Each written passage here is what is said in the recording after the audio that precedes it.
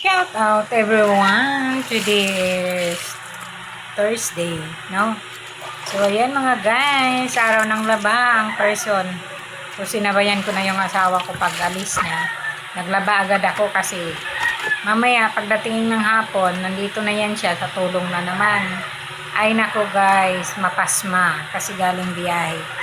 Kaya nga sinasabayan ko na siya pag umalis. Naglaba na agad ako.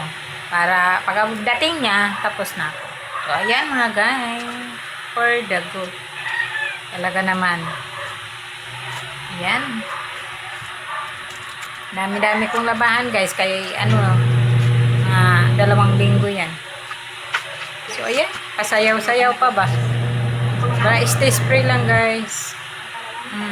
Habang naglalaba, enjoy lang ang sarili.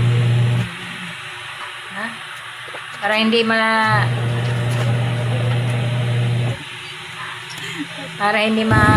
ang pagod tayo. Bird ako. Pagka kasi naisip ko wala pala kaming ulam. Iwan ang labaan muna. At tayo ay mamamalingki. Mamalingki muna tayo guys. Ang ating pamalingki tayo dito. Dito tayo dadaan. Ganyan.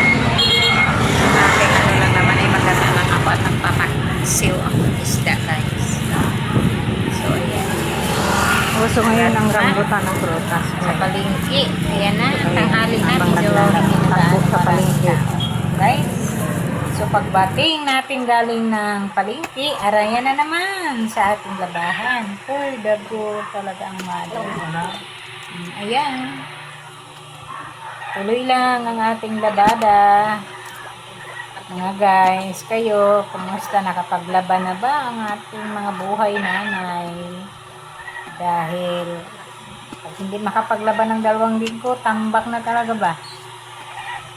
Thank you everyone sa panonood ng aking video.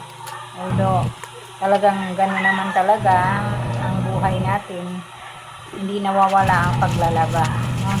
Party ng ating buhay yan. Kaya naman